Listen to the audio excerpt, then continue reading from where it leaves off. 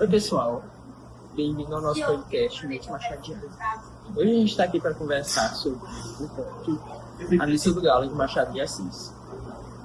Isso a gente vai comentar a história, analisar a ironia, fazer críticas sociais e conversar sobre o conto sobre o mundo de hoje. Primeiro eu vou começar com as perguntas simples e a gente vai continuando ao longo do conto. Bom, a primeira pergunta que eu tenho para as meninas é: quem são os personagens principais? E os personagens principais do conto é o Senhor Nogueira. Ele é um jovem e ele é o narrador dessa história. A gente tem também a Dona Conceição. E os personagens secundários, que são o marido e a prima da casa. Isso, sério. Como segunda pergunta a gente tem: qual é o conflito central? Qual é o conflito que torneia esse conto? Qual é a centralidade dessa confusão?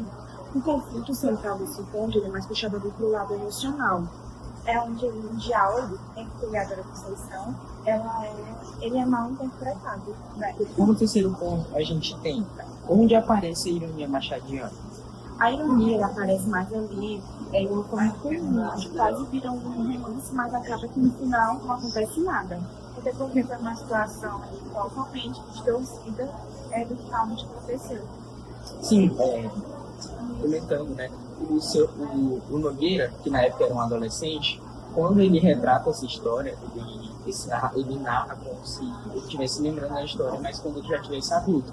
Então ele tem muito aquela situação de que pode ter rolado algum clima, algum sentimento, mas pode não. Ele pode estar errado por achar que ele matou demais por ser adolescente e ser emocionado, né? A gente fala hoje em dia. Mas, na verdade, pode ou não. Então, fica meio que um jogo de incerteza. É interessante isso. Aqui, como quarta pergunta, a gente tem: qual crítica social o conto levanta? Uma das críticas sociais que esse conto levanta é a moral rígida daquela época. Naquela época, as pessoas eram muito rígidas em relação a isso. Bom, acho que o casamento ele se constituía mais ali sobre a convivência do que sobre o afeto. Sim. A gente pode ver novelas de época, né? E tomando como inspiração, referência a esse conto, que no conto fala pouco sobre a dona menina e o marido dela, porém, nisso a gente pode ver que ela realmente é uma mulher carente, ela não tem muita presença do marido, então ela só é casada, mas ela não sente amor, é como se ela fosse casada, mas ela não recebe o amor que deveria. Eu porque naquela época as pessoas se casavam mais só por convivência, não por afeto. Não existia essa questão de afeto, de amor. Como quinto ponto, a gente tem qual a cena mais marcante? O que foi aquilo que mais não impactou, mas aquilo que impregnou na mente, aquilo que deixou alguma coisa, uma dúvida? Eu acho que o fato de, quando ele já teve amadurecido, né? Ele percebeu que a situação poderia ser interpretada de uma forma totalmente diferente do que ele achava nos afetos, quando ele era adolescente.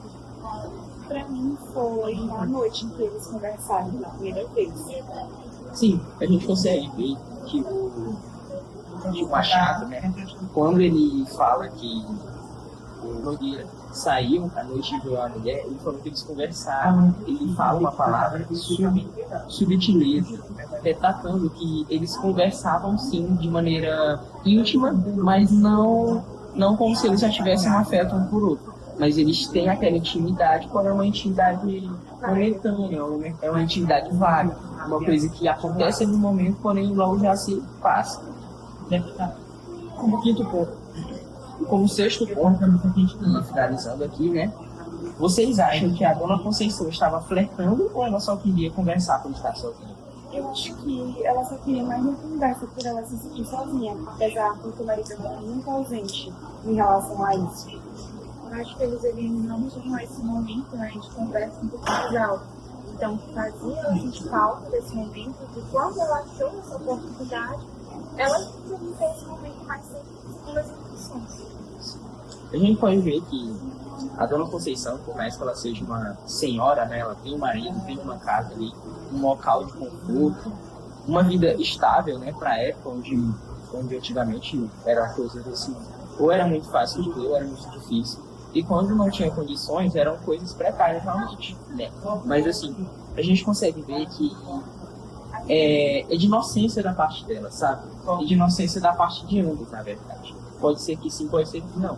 Mas o Machado de Assis, ele não deixa tão explícito.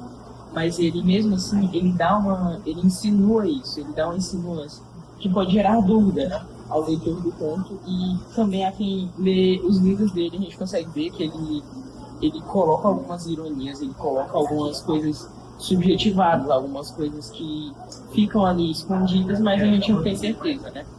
E como última pergunta, a gente tem. Vocês acham que algo parecido acontece nos dias de hoje? Sim, muitas mulheres nos dias de hoje ainda se casam só mesmo pela convivência, sem tortura muito, então elas acabam procurando uma pessoa apenas para conversar, sabe? Para liberar o que ela está sentindo.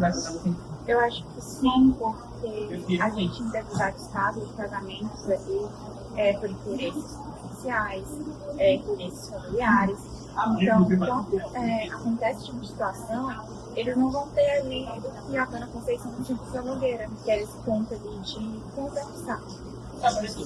E é muito interessante também que eles retratam isso como, nesse pequeno diálogo, a gente consegue ver que ela é uma mulher, apesar dela ser casada, apesar dela ter uma comunhão estável com o seu menino lá, o seu Menezes, ela ainda assim tem da parte da carência, ainda tem da parte de pouca socialização com as pessoas, né? Isso é interessante. Bom, eu finalizo aqui minhas perguntas. E as considerações finais são que Machado de Assis é um ótimo escritor, ele é um homem inteligente, que deixa coisas insinuadas, ele consegue fazer um texto com muitas perguntas, mas com muitas respostas, e mesmo assim ele consegue deixar dúvidas. E é isso. Obrigado e tchau.